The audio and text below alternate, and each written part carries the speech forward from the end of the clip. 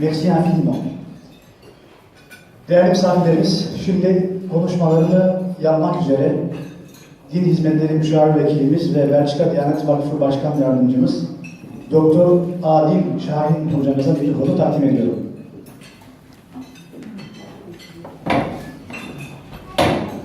Sayın Başkanım, Sayın Belediye Başkanım, Sayın Merkez olsun, Sayın Milletvekilleri, Sayın Müşavirlerimiz, sivil kuruluşlarımızın değerli önderleri, cami başkanlarımız, hanımefendiler, beyefendiler, misafirlerimize davetimize icabet edip, iftar davetimize icabet edip buraya geldiğimizden dolayı hepinize ben de teşekkür ediyorum. Mübarek günde böyle bir günü, böyle bir iftar saatini birlikte paylaşmış olmak bizi şahsen mutlu etti. Sizin de inşallah mutlu olacağınızı, mutlu olduğunuzu ümit ediyorum.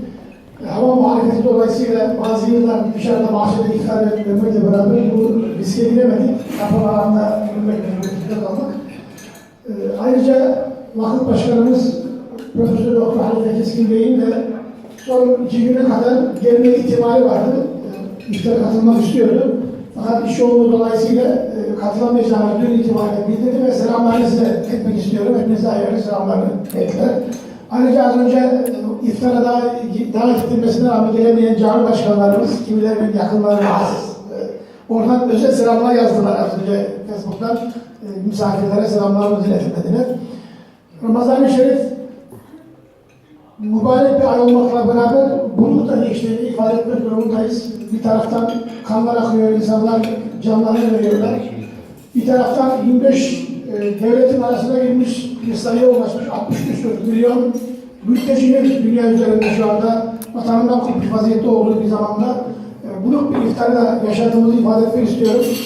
Bu noktada Belçika'da bize ne göre düşebilir diye düşündüğümüzde de camilerimizi, cami yönetimlerimizi kendi bölgelerinde yakın olan mülteci kamplarına doğru faaliyetlere bulunmalarına salık verdik. Birkaç camimiz bu konuda faaliyet gösterdiler sağ olsunlar. Özel iftarlar düzenlediler. Bizi bilgileniyorlar. Bazı yerlerde de Emir Bey burada olduğu için bilgilenmesi var. Ondan ifade etmek istiyorum. İsimlerden söylemek istiyorum. Bir yerde de ne iftara müsaade ettiler, ne de kumanyalarımıza müsaade ettiler. Hiçbir şekilde kabul etmediler. Bari camiye gelmelerine izin verin, teraviye gelsinler, ona da izin vermediler. O kamptaki Hristiyanlara özel arabalar verip, bindirilip kiliseye aile götürülürken Müslümanlara işte burada işi yalan, şurada ne yaparsa yapın şeklinde ifade kullanıldığını söylediler. Yani bu da üzücü tabii. Biz tabii misafir olduğumuz bu ülkede doğal olarak aksiyonel olmamız mümkün değil, belirleyici olmamız mümkün değil. Türkiye gibi 3 milyon insana kucak açmış vaziyetteyiz ama orada kendi kuruluşlarımız var, yardımcı olan kuruluşlarımız var. Biz burada tabii bir vakfa yabancıyız ancak insani olarak ne yapabiliriz'in çabası içerisindeyiz. Bunu özellikle ifade etmek istiyorum. Şu anda her gün şehitler görüyoruz. Cenab-ı Hak bütün şehitlerine rahmetiyle muamele eylesin. Geride kalan yakınlarına sabır cemil ihsan eylesin. Birlik ve beraberliğimizin devamını Cenab-ı Hak nasip ve müyesser eylesin. Biz Belçika Diyanet Vakfı olarak uzun yıllardır bu iftarları geleneksel olarak yapıyoruz. Vakıf hakkında hepinizin elbette ki bilgisi var ama ben güncel olarak da son bilgileri şöyle paylaşmak istiyorum. Cami sayımız 72'ye çıkmış durumda. 2 tane cami alımımız şu anda alım aşamasında. Bir araştırma merkezimiz, bir de Havutlar Eğitim Merkezimizle, bir de genel merkez olarak faaliyetlerimizi sürdürmeye çalışıyoruz. Bildiğiniz gibi Belçika Diyanet Vakfı Belçika yasalarına kurulmuş, yasalarına göre kurulmuş, Belçika'nın bir kuruluşudur. Fakat maalesef bunu Belçika basınına anlatmakta çok zorlanıyoruz. Bizi burada Türkiye'nin arka bahçesi, işte hatta ne bileyim Sayın Cumhurbaşkanımızın arka bahçesi basında falan değişik yansımalar oluyor. Biz bunları kabullenmiyoruz. Biz Türkler basında hizmet gören bir vakıf gibi gözüksek de çatı kuruluşu olarak diğer kuruluşlarla yapmış olduğumuz ortak faaliyetlerle bütün Müslümanların hatta Belçikalı insanlara da kapımız açıktır, vakıf merkezi açıktır, hizmeti görmeye çalışıyoruz. Cenab-ı Hak hizmetlerimizin devamını birlik ve beraberlik içerisinde inşallah nasip eylesin diyorum. Ayrıca demin sayarken belki atlamış abi basın mensupları ve ilgilerinden dolayı teşekkür ediyorum. Hepinize iştiyaklarından dolayı, iştiyaklarından dolayı ayrıca teşekkür ediyorum. Teşekkür ediyorum. Oui, je vais essayer de traduire, je vais essayer de résumer pour ceux qui ne comprennent pas le turc ce que le vice-président, le Dr Adil Shahin, vient de dire dans son discours. Alors évidemment, il vous salue et vous remercie d'avoir accepté notre invitation et donc nous sommes très honorés de vous accueillir ce soir. Le mois de Ramadan est un mois symboliquement très très important au sein duquel, évidemment, comme nous l'avons toujours dit, la solidarité s'impose.